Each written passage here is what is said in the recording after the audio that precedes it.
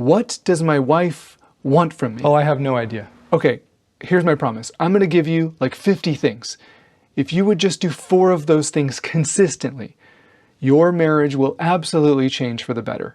Guaranteed. So here's a little bit of my backstory. When my marriage was on the brink of collapse and we were in counseling, I felt like the advice that I was being given was just too general, right? Does any other man feel like that when it comes to relationship advice? I feel like my counselor was just saying, okay, so just stop being yourself and then your marriage will be fixed. Yeah, I've heard that one before. And I would say, well, I just don't know what my wife wants from me. And then the counselor would say words like affection and empathy and intimacy and vulnerability. And listen, I'm not doubting that those are real words. I've just never heard them before. Yeah, I'm not seeing those in here. I got drill press, bolt cutter. I do not have vulnerability. So telling me to be more vulnerable, telling me to validate or empathize with her feelings? Yeah, you might as well tell me to eat more fiber or omega-3s in my diet. I'm just not following you. Are those in cheeseburgers? My marriage might be doomed. But it wasn't doomed, because we wanted it to survive and thrive. And yes, we are complete opposites. But we brought 4 kids into this world, and we made a vow to each other, for better or worse. And boy, did we find worse. But we gave it 100%. We spent thousands of dollars in counseling, individually and together, and I started reading marriage books. Did you know people actually read marriage books? Wild, right? And do you know what I learned from all that? That I don't know what I don't know. And what I don't know can still hurt my spouse and my marriage. And this is what leading marriage psychologist John Gottman says about how important our actions are as husbands. He says, research shows that what men do in a relationship is by a large margin the crucial factor that separates a great relationship from a failed one. He says that a man's actions are the key variable that determines whether the relationship succeeds or dies. He says later, marriages die in the conversations that never happen. What you do matters in your marriage. And men, you don't want to hear it, but so often we are our own worst enemy. We are the more arrogant spouse. We are the more hostile spouse. We are the more oblivious and ignorant spouse. I honestly wasn't paying attention. Does anybody know what he's talking about? I learned that few marriages end due to an abundance of intimacy and friendship and trust and vulnerability and healthy communication, but millions of marriages die or drift apart due to a lack of those things. And men, we don't even think they're worth Googling, do we? I learned that what we do as spouses affects the climate of the marriage, and good people can still make bad spouses. I learned that saying I do doesn't actually mean you can.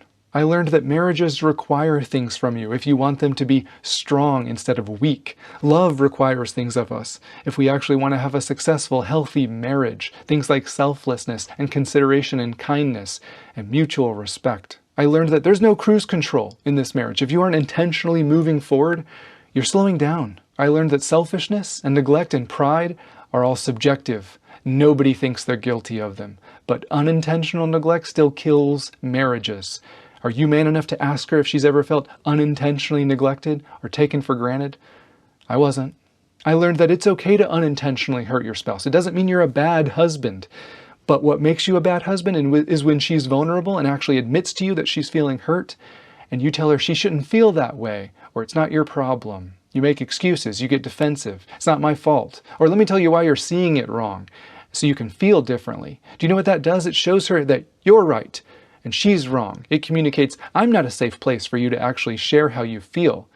It says, don't rely on me for emotional support. We like to say if something's important to her, it's important to us. But I don't really mean that, do you? Because I'm not planning on changing or apologizing. I learned that conflicts, or when she's upset about something, those are opportunities to reconnect. Those are opportunities to learn about your spouse again, learn about their triggers, their hurts, their fears, the way they feel most loved or neglected. But especially men, we have a tendency to be confrontational instead of curious. We argue or correct rather than actually listen and allow them to explain themselves. We refuse to hear the hurt underneath the anger or the unmet need or desire underneath the frustration. And in doing so, we tell them their perspective, their hurt, they're not important enough to explore or validate as legitimate. We essentially prove their worst fear in the relationship, that we aren't a safe place for them. I learned that ignorance and complacency and pride kill more marriages than anything else. And so I had a choice to make. I could allow my marriage to end, or I could take an honest look in the mirror and ask, how did I contribute to where we are now? So today, I want to help all of us men answer the question, what does she want from me exactly? Because we've all said that to our wives at some point. I just don't know what you want from me. Guilty. Okay, well, here's my first question for you. Do you really want to know? I mean, do you really want to know? Because you've been married to her for years and you're still asking her what she wants. That means one of two things is happening. Either she's impossible to figure out, That one. or maybe like me, you don't actually want to put in the hard work of figuring out what the issues are in the marriage. I mean, are you really trying to understand what she wants from you, or is it easier to just default to telling her she's overreacting or she's too needy? Because I can tell you what she wants. Do you want to know what she wants? Do you know how you like sports? I like sports. Yeah, we know. Because we can look at your wallet. We can look at what your interests are. We can look at where your focus is. I mean, think of how much time and energy and attention you devote to watching your favorite sport. I like sports. Do you know what she wants? No. She wants a fraction of that devotion. Because we can tell that you're interested and exciting about sports or hunting or fishing. But when's the last time your wife felt like you were excited? Okay, forget excited. How about just interested in the marriage together? When's the last time she felt like you cared about the connection and the closeness with her? That's what she wants. Just a tiny bit of intentionality and interest into the most important relationship that you have on this earth. It doesn't matter if it's important to you, it's important to her, which should be enough. So what do I want from you exactly? The first thing I want is if you hear a word in this video and you don't know what that word means, like intimacy, I need you to Google that. I'm not here to define every single word for you. Did you need someone to look up the stats of your favorite team last season? No, you took the initiative and did that yourself because that was something you were interested in. So quit stopping at I don't know when it comes to your most important relationship. Act like it's important enough to find out. Be one of the few men who Google how to have intimacy with my wife, and then do what's on that list and be one of the few men that reap the rewards of doing that. The second thing I want you to do is make sure you're not being overwhelmed, thinking that I want you to change everything about yourself. I'm not actually asking for a lot right now. Now, some of you, like me, are working from a deficit, and you didn't know that. You think your marriage is fine, when in reality you're like at a -7. So you have more work to do than you think you do. But I don't want you feeling overwhelmed. So I'm literally only asking you to do one thing this week. Pick one thing from this video that seems like a good idea that it would be helpful for your marriage, and do that consistently every day this week. And then comes the hard part. The third thing I want you to do is actually follow through next week. Make a plan, make a list, tattoo it on your forearm. I don't care, but follow through. Do the thing from this week, and then come up with another thing to do next week, along with the thing that you're already doing. That's just 2 things. I know you hear me say that I want to turn you into some sort of an emotionally vulnerable feeling sissy, but that's not what I'm doing. I'm just asking for consistency and dedication and commitment to one thing this week and another thing next week. Now, do you have to do that? No, of course not. You can keep limping along in your marriage, pretending that you don't need to do anything to help it grow or strengthen or deepen. You can keep having the same fights over and over and stay in the same crappy marriage because you can't seem to do 4 things in a month. Every man wants a marriage filled with more sex and less fighting, but guess how many actually learn what leads to those goals?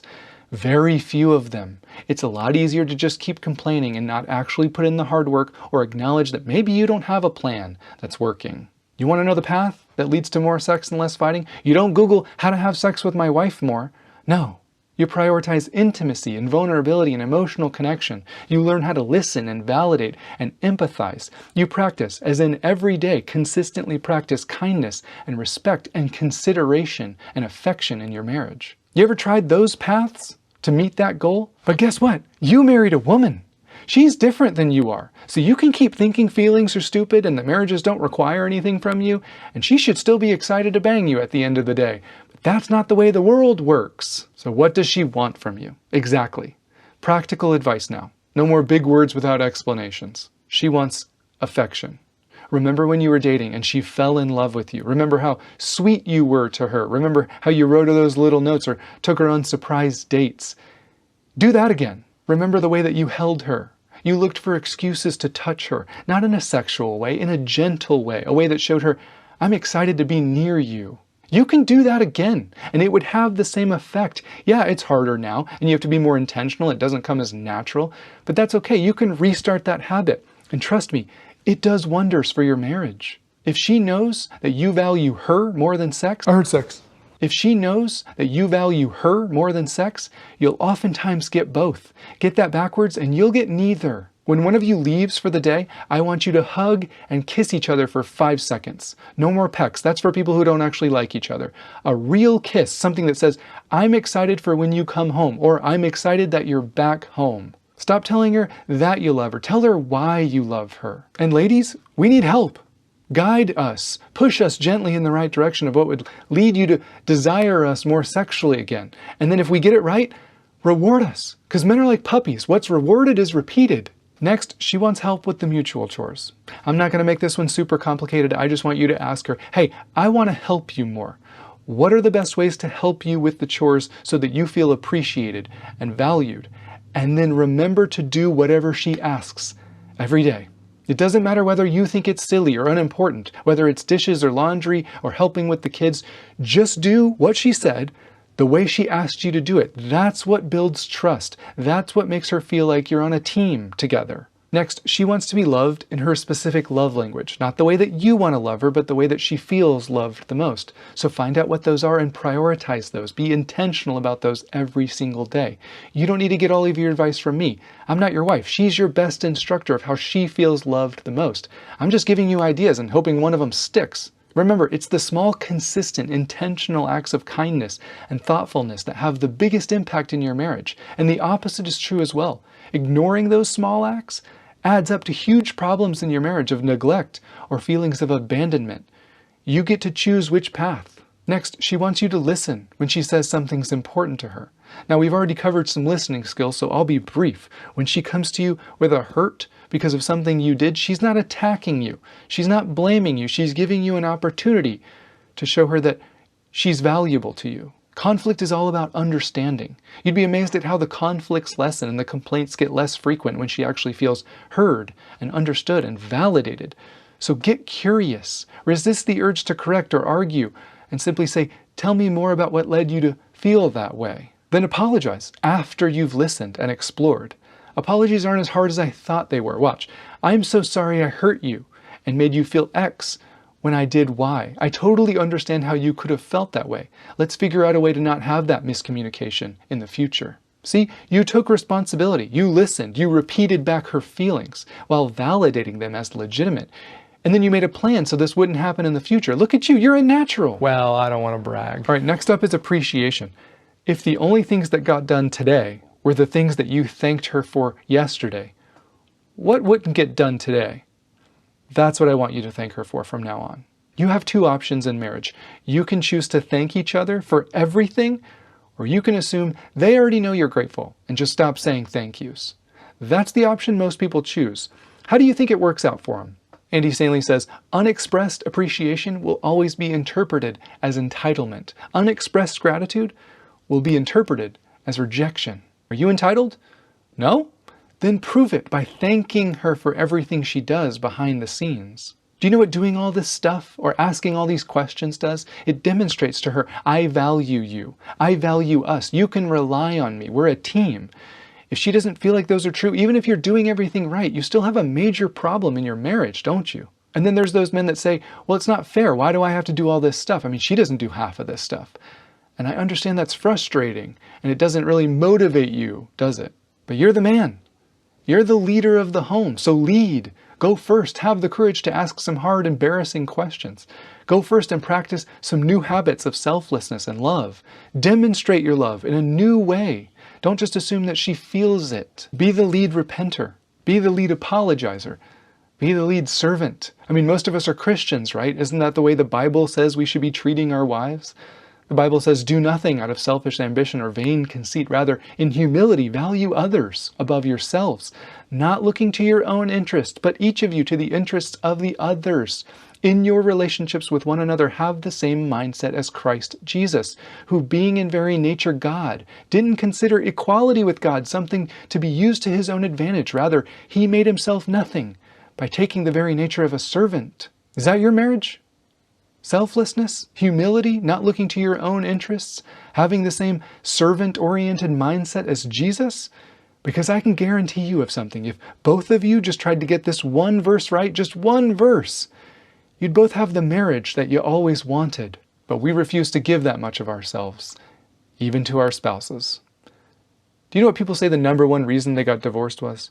They say they drifted apart. And if I went up to you at your wedding and said, hey, there's a 50% chance that you'll drift apart and get divorced or have a superficial marriage that nobody really enjoys, nearly 100% of us would say, not us. And yet, yeah, us. That's your first downfall. You won't see it coming, just like I didn't.